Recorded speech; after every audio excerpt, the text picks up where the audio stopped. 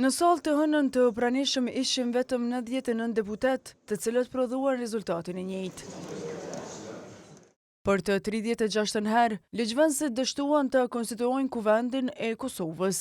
Me njëherë pas dështimit në foltore dolën përfaqësuesit e partive politike. Për Partinë Demokratike të Kosovës, ajo që po e vazhdon bllokimin është partia e parë, Lëvizja Vetëvendosje.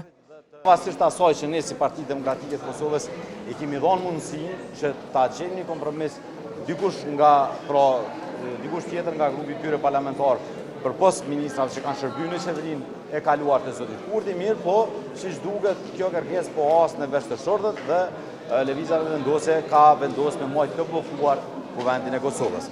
Nga Lidhja Demokratike e Kosovës po thonë se kjo situatë i përshtatet dikujt.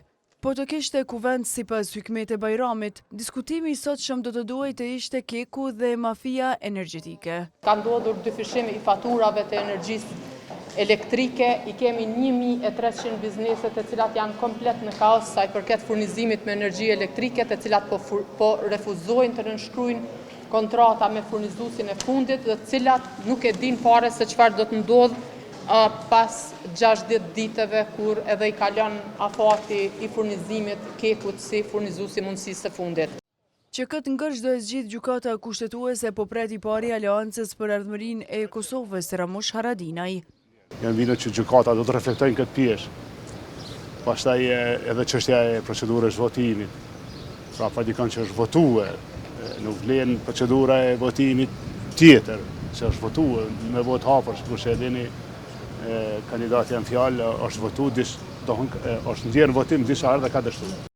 Nga Vetëvendosje, vazhdojnë të thonë se ata që e bllokojnë kuvendin janë opozitë, të cilët refuzojnë të votojnë. Me mos votim ata po e shkelin kushtetutën dhe interpretimin e gjykatës kushtetuese të vitit 2014, i cili thotë që deputetët janë të obliguar të gjejnë zgjidhje për konstituimin e kuvendit. Mund të votojnë në mënyrë të hapur apo të fshehtë dhe mund të votojnë për, kundër ose të abstenojnë, por pjesëmarrja në votim është obligative sipas kushtetutës. Deputetët do të mblidhen sërish pas 48 orëve në tentimin e 37 për konstituim.